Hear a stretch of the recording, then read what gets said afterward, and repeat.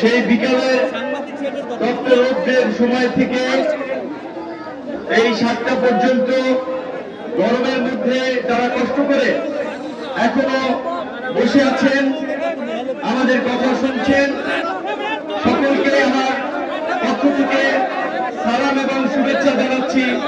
আসসালামু আলাইকুম। পাশাপাশি ইসলাম ধর্মের পাশাপাশি অন্যান্য ধর্মের যারা আছেন তাদের প্রতি আমার আন্তরিক শুভেচ্ছা। আপনারা জানেন যে গত 29 তারিখ, গত মাসের 29 তারিখ একটি ষড়যন্ত্রের শিকার হয়েছিলাম। আমাদের উপরে, আমি সহ আমার বেশ কিছু সহকর্মী, আমাদের নেতা কর্মীর উপর একটা বড় ধরনের হামলা হয়েছিল এবং সেই হামলায় গুরুতর আহত হয়ে দীর্ঘদিন দেশে এবং দেশের বাইরে সিঙ্গাপুরের চিকিৎসা নিয়ে গত 4 তারিখ দেশে ফিরেছি। দেশে ফেরার পরে আসলে আমার আরো কিছু রেস্ট প্রয়োজন, বিশ্রাম প্রয়োজন ছিল, কিন্তু আমি দেখেছি যে আমার দেশে আসার পর থেকে ঢাকায় অফিস থেকে শুরু করে বাসায় প্রতিনিয়ত সারা দেশের অনেকে আমাদের দল করে না, বিভিন্ন দল করে, কেউ রাজনীতি করে না, তাও এত যে ভালোবাসে এইটা এই অসুস্থ না হলে আসলে জানতাম না। তো যার ফলে এই মানুষের ভালোবাসা এবং দেখা সাক্ষাৎ করার জন্য ঢাকার বাইরে থেকে বিভিন্ন জায়গা থেকে যে লোকজনের ঢল এবং আমাদের ইউনিয়নের এই গলাচিপা 10 মিনায় বিশেষ করে যেহেতু নির্বাচন করে একটা ঘোষণা দিয়ে এলাকার মানুষের সাথে নিয়ে কাজ করছি, তাদের অনেকেই বলেছে ভাই এলাকার মানুষ একটু দেখতে চায়, আপনার সুযোগ হলে অন্তত একটু এলাকায় আসেন, নাহলে মানুষ যে কষ্ট করে আসতেছে তারা সবাই ঢাকায় আসবে। সেই কারণে আসলে 5 দিনের একটা প্রোগ্রাম সূচি করেছিলাম এই গলাচিপা 10 মিনাকে কেন্দ্র করে। কিন্তু আগামীকালকে জুলাই সনদ, যেটা হচ্ছে রাষ্ট্রের গুরুত্বপূর্ণ কিছু সংস্কার এবং গত 50 বছরে রাজনৈতিক দল যারা ক্ষমতায় ছিল জনগণের উপরে তাদের যে ক্ষমতার ছড়ি ঘুরানো, জনগণের মৌলিক অধিকার, মানবাধিকার, ভোটের অধিকার হরণ করার যে একটা নগ্ন প্রচেষ্টা, ভোট কেন্দ্র দখল, জনগণের উপরে জুলুম করা, এটা রাজনৈতিক ক্ষমতা ব্যবহার করে রাজনৈতিক নেতৃবৃন্দ করেছেন। তো এই গণঅভ্যুত্থানের পরে আমরা সকল রাজনৈতিক দল মিলে, বিশেষ করে ছাত্র, যুবক, তরুণরা যারা আন্দোলনের নেতৃত্ব দিয়েছে, যারা এই আন্দোলন করেছিল, তাদের প্রাণের দাবি ছিল এই রাষ্ট্র ব্যবস্থার সংস্কার করতে হবে, আইন কানুন বিধিবিধানের পরিবর্তন করতে হবে, রাজনীতিবিদরা যেন একবার নির্বাচিত হয়ে একেবারে স্বর্গে চলে না যায়, তারা যেন জনগণের কাছাকাছি থাকে, জনগণ যেন তাদেরকে জবাবদিহি করতে পারে, জনগণ যেন তাদের কাছে তাদের অধিকারের কথা বলতে পারে। সরকারি কর্মকর্তা কর্মচারী, সেটা এসপি অফিস বলেন, ডিসি অফিস বলেন, ওসি বলেন, ইউরো অফিস বলেন, সেইখানে রাষ্ট্রের, এই দেশের যে কোনো নাগরিক যেন তার সমস্যা নিয়ে যেতে পারে, তার প্রতিকার পায়, সেই ধরনের একটা জবাবদিহিতামূলক সরকার, প্রশাসন এবং রাজনৈতিক ব্যবস্থা আমরা গড়ে তুলতে চাই। সেই ব্যবস্থা বহাল থাকলে, সেই ব্যবস্থা প্রতিষ্ঠিত থাকলে কারো ভোট কেউ সিলমাইরা দিতে পারবে না, কাউকে অন্যায়ভাবে মিথ্যা মামলায় হয়রানি করতে পারবে না, টাকা দিয়া কাউকে মামলার আসামি করতে পারবে না। এই ধরনের কিছু ব্যবস্থা নিয়ে রাষ্ট্র সংস্কারের কিছু বিধান, যেটা আগামীকালকে রাজনৈতিক দল সহ আন্দোলনের ছাত্র যুব নেতৃবৃন্দ সবাই জাতীয় সংসদের দক্ষিণ প্লাজায় সরকারের প্রধান উপদেষ্টার নেতৃত্বে স্বাক্ষর করবে এবং আগামীতে যারা সরকার গঠন করবে, যারা জনপ্রতিনিধি হবে, তারা সেটি মেনে চলবে এবং বাস্তবায়ন করবে। এইটা বাংলাদেশের একটি ঐতিহাসিক গুরুত্বপূর্ণ দলিল, একটি ঐতিহাসিক মুহূর্ত আগামীকালকে। সেইখানে রাজনৈতিক দলের শীর্ষ নেতাদেরকে দাওয়াত করেছেন গণ অধিকার পরিষদ একটি নিবন্ধিত রাজনৈতিক দল এবং বাংলাদেশের ইতিহাসে ওইভাবে কোন অর্থবিত্তশালী লোক, ক্ষমতাশালী লোক ছাড়া, সরকারের সহায়তা ছাড়া এই 50 বছর একটা রাজনৈতিক দল গড়ে উঠেছে এবং ছাত্র যুবক তরুণদের দ্বারা। সেটা হচ্ছে গণ অধিকার পরিষদ এবং ট্রাক পার্কের নিবন্ধিত একটি দল। এবং এই আন্দোলন সংগ্রামে আমাদের যে ভূমিকা আপনারা দেখেছেন, বিগত সময়গুলোতে আমরা সত্য কথা বলতে গিয়ে, জনগণের অধিকারের কথা বলতে গিয়ে হামলার শিকার হয়েছি, মামলার শিকার হয়েছি। আপনারা এই চর অঞ্চল থেকে প্রতিবাদ করেছেন, বিক্ষোভ করেছেন। হয়তো একটা দুর্গম এলাকা বিদায় মিডিয়ায় ওইভাবে প্রচার হয় নাই, ফেসবুকে প্রচার হয়েছে। কিন্তু শত হামলা মামলার মাঝেও কিন্তু আমরা হার মানি নাই। চাইলে অনেক সুযোগ সুবিধা নিয়ে ভালো থাকতে পারতাম, কিন্তু তার আজকের এই পরিবর্তন হতো না। কিছু মানুষ ত্যাগ করে, সেই ত্যাগের ফলে আরো অনেক মানুষ সুফল ভোগ করে। এইটা দুনিয়া সৃষ্টির পর থেকে হয়ে আসছে। হয়তো আমাদেরকে আল্লাহ সেই ত্যাগের জন্য সৃষ্টি করেছেন এবং ত্যাগের মাধ্যমে দেশ, জাতি, সমাজের কল্যাণ এবং মানুষের মুক্তি লিখে দিয়েছেন এবং ইনশাআল্লাহ আমাদের নেতৃত্বেই সেটা হবে। আজকে আপনারা এইখানে এত মানুষ, চর বিশ্বাসীর ইতিহাসে বোধহয় এরকমের কোন রাজনৈতিক সমাবেশ হয় নাই। সেই জন্য আপনাদের প্রতি আমরা কৃতজ্ঞতা প্রকাশ করি, আপনাদের প্রতি আন্তরিক ভালোবাসা প্রকাশ করছি।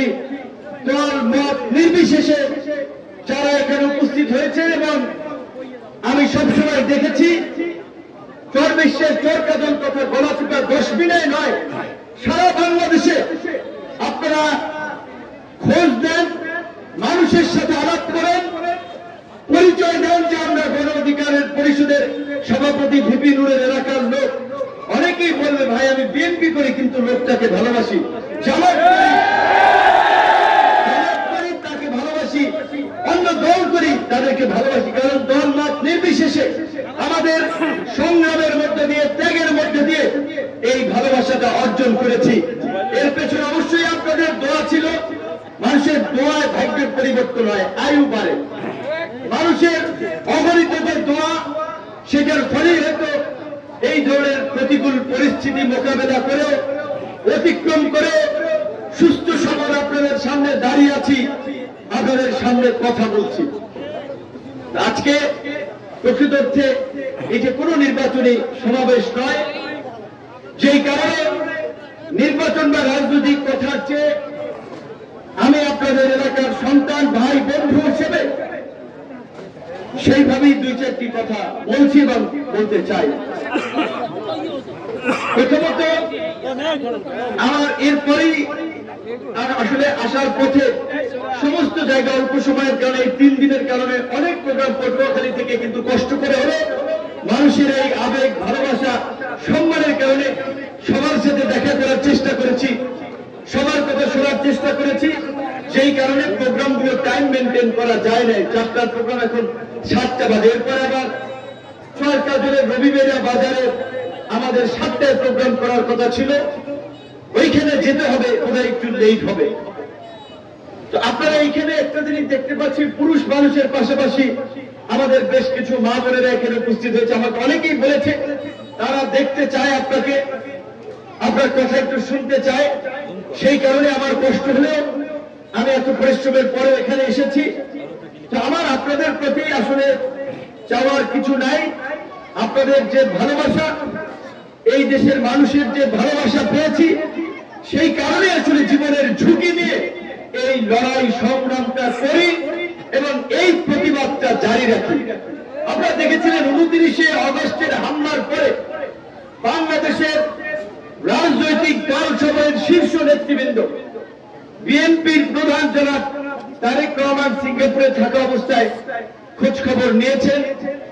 দেশের নেতৃত্ব পর্যায়ের খালেদা জিয়া তার প্রতিনিধি পাঠিয়েছিলেন স্থায়ী কমিটির সদস্য doctor A Z M Zahid Hossain, বিএনপির স্থায়ী কমিটির সদস্য মঈন খান, মির্জা আব্বাস সহ অনেক নেতৃবৃন্দ গিয়েছেন। ইসলামী আন্দোলনের পীর সাহেব, চরমনাই পীর সাহেব নিজে গিয়েছেন। জামাত ইসলামের সেক্রেটারি মিয়া গোলাম পরোয়ার ভাই সহ এই সময় ছাত্র যুবক তরুণদের দল, অন্যান্য রাজনৈতিক দলের নেতৃবৃন্দ, সরকারের উপদেষ্টা, অসংখ্য মানুষ হসপিটালে গিয়েছে এবং সিঙ্গাপুরের চিকিৎসা সরকার ব্যয়ভার বহন করেছে। এই যে একটা দুর্ঘটনা ঘটার পরে এত মানুষের সাপোর্ট এবং সমর্থন, এইটা আপনাদের জন্য নিশ্চয়ই একটা ভালো লাগার, ভালোবাসার, আপনার এলাকার সন্তান হিসেবে দলমত নির্বিশেষে মানুষের এই ভালোবাসাটা আছে। তো সবকিছুর পরে আপনার যেহেতু আমরা রাজনীতি করি, রাজনীতিতে দল ক্ষমতায় যায়, আঞ্চলিকভাবে বিভিন্ন নির্বাচনী এলাকা থেকে জনপ্রতিনিধি নির্বাচিত হয়। তো দেখেন আমাদের যে পরিচিতি আপনারা জানেন, এই এলাকায় আসার আগেই আপনাদের ভোট এবং সহযোগিতা ছাড়াই ঢাকা বিশ্ববিদ্যালয়ে 2019 সালে 28 বছর পরে ডাকসু যেটা বলে ছাত্র সংসদ, সেই নির্বাচনে ভিপি নির্বাচিত হয়েছিলাম। ঢাকা বিশ্ববিদ্যালয়ে বাংলাদেশের বিভিন্ন প্রান্তের ছেলে মেয়েরা পড়ে এবং সবাই মেধাবী, সেই মেধাবী ছেলে মেয়েরা ভোট দিয়েছিল, যার ফলে একটা অফিসিয়াল এবং একটা প্রাতিষ্ঠানিক রাজনৈতিক অবস্থান পেয়েছিলাম। আমার মনে আছে ডাকসুর ভিপি হওয়ার পরে তৎকালীন সময়ে আওয়ামী লীগের, বিএনপির অনেকে যোগাযোগ করেছিল যে গলাচিপায় তারা একটা সংবর্ধনা দিতে চায়। পরবর্তীতে ছাত্রলীগের সাথে আবার একটা মতবিরোধ তৈরি হয়। তখন আওয়ামী লীগের লোক ভাবে যে সে আওয়ামী লীগ বিরোধী বা সরকারের বিরুদ্ধে, স্বাভাবিকভাবেই তাদের পদ পদবি টিকিয়ে রাখার জন্য তখন আর ওই প্রোগ্রাম তারা করার জন্য একটু পিছু হবে। বিএনপির লোকেরা বলেছে আমরা করতে চাই, আপনি আসলে আমরা থাকবো। তো আমি চিন্তা করেছিলাম যে এমনিতেই সেই সময় যে পরিস্থিতি, শুধু একটা ঝামেলা হতে পারে, তো দরকার নাই, গলাচিপার প্রোগ্রাম করি নাই। পরে চর্বিশ শেষে একটি প্রোগ্রাম দলমত নির্বিশেষে সবাই করতে চেয়েছিল। সেইখানে আওয়ামী লীগের নেতৃবৃন্দকে, তাদের কেন্দ্রীয় নেতৃবৃন্দ, সিনিয়র নেতৃবৃন্দ বাধা নিষেধের কারণে অনেক উপস্থিত হতে পারে নাই। এইখানেই চেয়ারের প্রোগ্রাম পেয়েছিল, সেখানে ছিলেন আমাদের এই এলাকার মুরব্বী সম্মানিত ব্যক্তি জনাব খলিল মীর, হিলাল মাওলানা, রেনু আক্তার, বাকের বিশ্বাস, আরো এই মোল্লা সাহেব সহ আরো অনেক মানুষ ছিল। তো সেই সময়ে এত লোক হয়তো ছিল না, এবং দেখেন যে সেই সময় একটা সংবর্ধনায় দোটানা, বাধা, বিঘ্ন, আলহামদুলিল্লাহ আল্লাহর অশেষ রহমতে অনেক সংবর্ধনা পেয়েছি। আপনারা দেখেছেন এই গত বছর যখন পটুয়াখালীতে এসেছিলাম কি অবস্থা তৈরি হয়েছিল। এইবারও ওই আসার পথে দুই দিন আগে জানিয়েছি যে যাব, পটুয়াখালীতেও তারা একটা চৌরাস্তায় বিশাল পথসভা আয়োজন করেছে। আসার পথে ওই রাতে 10 মিনিট ঠাকুর বাজার, পরের দিন গতকালকে গলাচিপে আপনারা দেখছেন পৌর মঞ্চে, এবং আজকে এই চর্বিশ শেষেও। তো আমি আমার যারা মঙ্গল চেয়েছেন, দোয়া করেছেন, সহযোগিতা করেছেন, তাদেরও আমি কল্যাণ কামনা করি। তাদের জন্য আমার দোয়া, যারা আমার পাশে ছিলেন না তাদের জন্য আমার দোয়া। সর্বশেষ আমার আল্লাহর কাছে চাওয়া হচ্ছে যে এই এলাকা তথা দেশের মানুষ ভালো থাকুক, বিপদ আপদ থেকে আল্লাহ তাদেরকে হেফাজত করুক, রোগ বালাই থেকে আল্লাহ তাদেরকে মুক্ত রাখুক, তাদের পরিবার পরিজন নিয়ে যেন তারা সুখে শান্তিতে থাকতে পারে, সেই ধরনের একটা পরিবেশ আল্লাহ তাআলা সৃষ্টি করে দেন। আমি সবসময় সবার মঙ্গল চাই, কল্যাণ চাই। তাই আমি বলতে চাই আপনাদেরকে, আমার সুযোগ আছে সারা বাংলাদেশে। আমি আপনারা জানেন কালিয়াকুট, গাজীপুর থেকে পড়াশোনা করেছি। ওইখানে আমাদের বড় চাচার মেয়ের জামাইদের বাড়ি। তারা অনেকে বলছে যে ভাই আপনার এইখানে ভোট আছে, আপনি এইখান থেকে নির্বাচন করেন। আমি ঢাকা উত্তরের একটি ভালো কলেজ, উত্তর হাই স্কুল অ্যান্ড কলেজ থেকে পড়াশোনা করেছিলাম। অনেকবার আপনি ঢাকা আফাবের ইলেকশন থেকে নির্বাচন করেন। আমি বাড্ডা থাকি, সেই এলাকার লোকজন বলেছে আপনি এই এলাকা থেকে নির্বাচন করেন, 1 টাকা আপনার খরচ করতে হবে না। শহরে মানুষ কাজ করে, চাকরি বাকরি ব্যস্ততা, কাজী তারা কে এই ভোটের জন্য 500 টাকা দিল, এক প্যাকেট বিড়ি দিল, সিগারেট দিল, বিরিয়ানি খাওয়াইলো না না খাওয়াইলো, এইগুলো ঘোরে না। তারা ভোট দেবে যাকে চেনে জানে ভালো মন্দ। তো আমার আলহামদুলিল্লাহ আপনারা দিয়েছেন, সবসময় টেলিভিশন, পত্র পত্রিকা, মিডিয়া জাতীয় গুরুত্বপূর্ণ ইস্যুতে অবস্থান, সেই জায়গা থেকে শহর থেকে ইলেকশন করলে ওইভাবে আমার আর্থিক খরচের চিন্তা করতে হয় না, খুব সহজে একটা জেতারও চান্স আছে। এমনকি অন্য অনেক দল বলে আপনি দাঁড়াইলে আমরা প্রার্থী দেবো না এইখান থেকে। পটুয়াখালীতেও হয়তো কোন দলের সাথে জোট আমাদের হতে পারে, কিন্তু যেহেতু এই দলটা এরকম একটা যুবক বয়সে আমরা প্রতিষ্ঠা করেছি, এই দলটা যেন আনুষ্ঠানিক ভাবে একটা ইতিহাসে থাকে যে এরকম একটা আন্দোলন সংগ্রাম ছাত্র যুবক তরুণদের মাধ্যমে তৈরি হওয়ার দল, তাদের সংসদে প্রতিনিধিত্ব আছে। সেই কারণে আমি দলের প্রধান হিসেবে সিদ্ধান্ত নিয়েছি, অন্য দলের সাথে জোট করলে তাদের প্রার্থী থাকবে না, কিন্তু আমি ট্রাক মার্কা নিয়ে এই এলাকায় নির্বাচন করব। থেকে আপনাদের আত্মীয় স্বজন আপনারা যেহেতু ফেব্রুয়ারির প্রথমার্ধে ইনশাল্লাহ নির্বাচন হয়ে যাবে। এখন এই ভোটের রাজনীতিতে আপনারা যদি মনে করেন যে আমি আপনাদের হকদার, আপনাদের সুখ দুঃখের ভাগিদার হতে পারবো, অন্যান্য নেতৃবৃন্দের চেয়ে আপনাদের জন্য কিছু করতে পারবো, আমার গলাবাজি কিংবা বক্তৃতা নয়, আপনাদের যদি এটা মনে হয়, উপলব্ধি করেন, তাহলে গলাচিপা 10 মিনায় সব জায়গায় সবার আত্মীয় স্বজন আছে, তাহলে আপনারা একটু মেসেজ দিয়ে দেবেন যে দলমত নির্বিশেষে ডাকসুর ভিত্তি বাংলাদেশে কতজন হয়েছে আপনারা জানেন, কয়জনকে চেনেন। জীবিত অবস্থার মধ্যে এখন মান্না ভাই একজন আছে, মুজাহিদুল ইসলাম সেলিম আছে, আমানুল্লাহ আমান আছে, হাতে করে এরকম বোধহয় এই 18 কোটি জনসংখ্যার মধ্যে 5-6 জন আছে যারা জীবিত আছেন। তো আমার কাছে শুকরিয়া, সেই 5-6 জন ব্যক্তির মধ্যে আল্লাহ আমাদেরকে কবুল করেছে। এমপির প্রত্যেক 5 বছর পর পর 300 হয়, কিন্তু ডাকসু নির্বাচন 28 বছরে হয় নাই।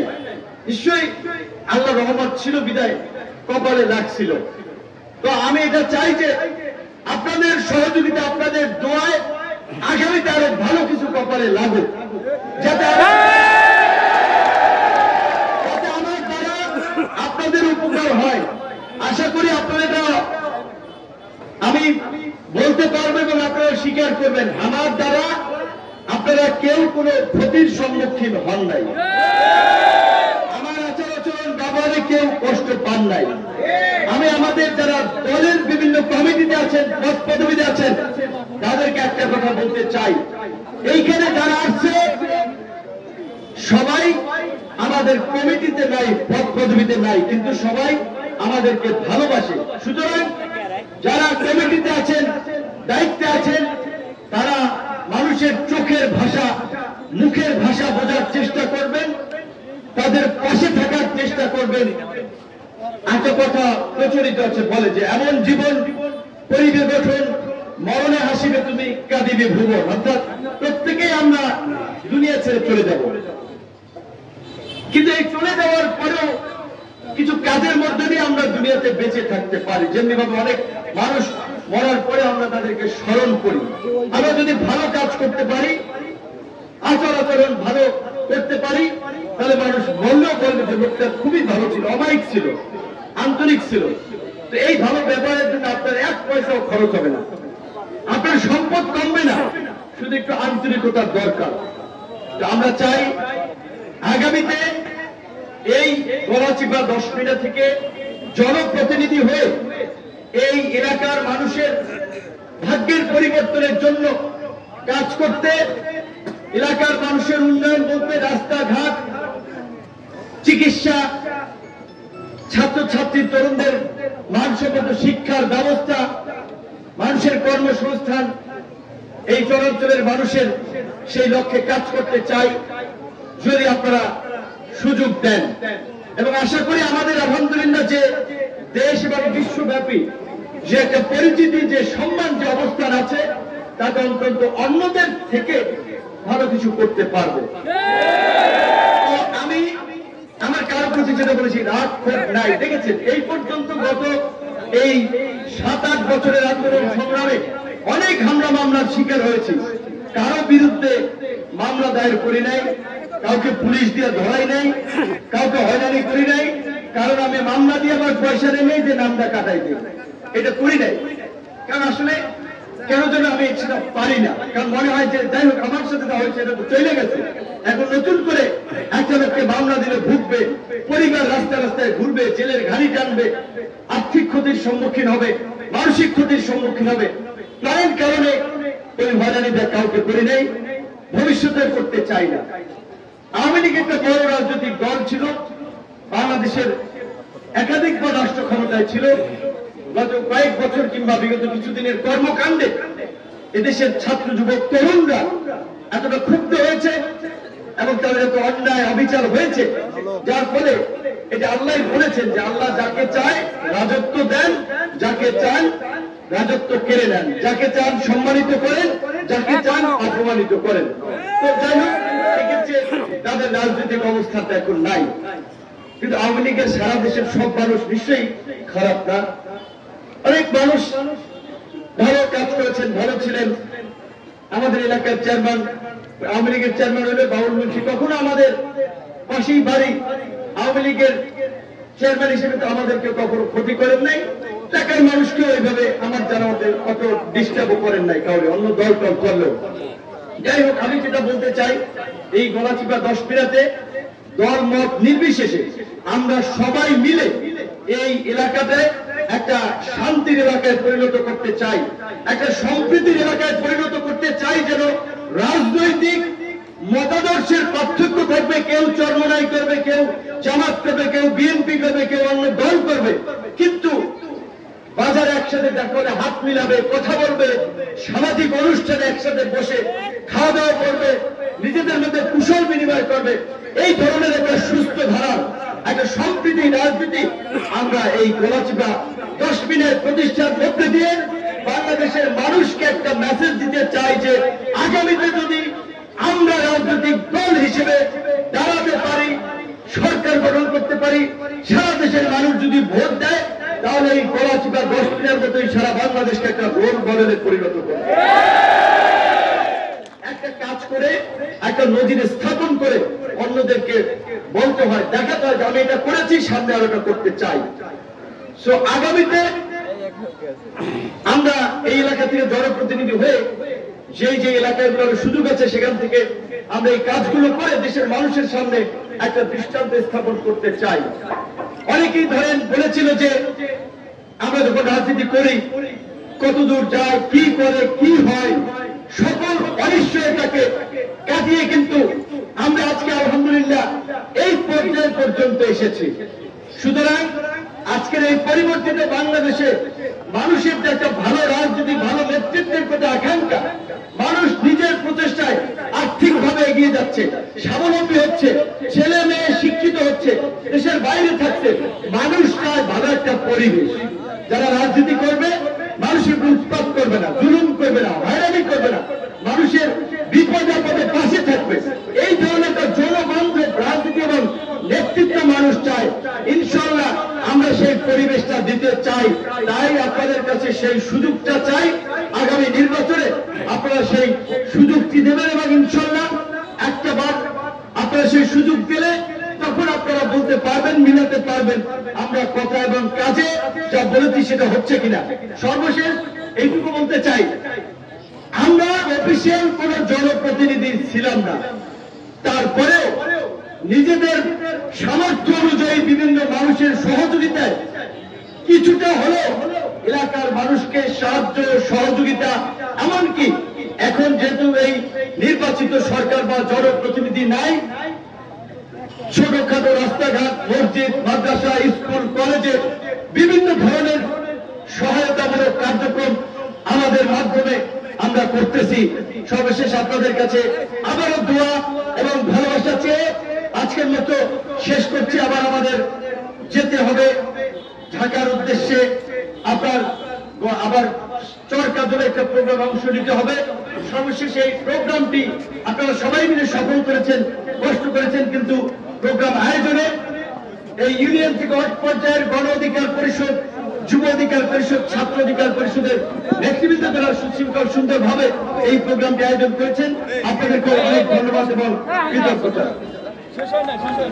ছাত্র, যুব, শ্রমিক অধিকার পরিষদ, গণ অধিকার সবাইকে আপনারা সুন্দরভাবে বাড়িতে যাবেন সুশৃঙ্খল ভাবে। আর যদি কারো কোনো প্রোগ্রামে অসুস্থ থাকেন, সমস্যায় পড়ে থাকেন, পরে আমাদের সাথে যোগাযোগ করবেন। আসসালামু আলাইকুম।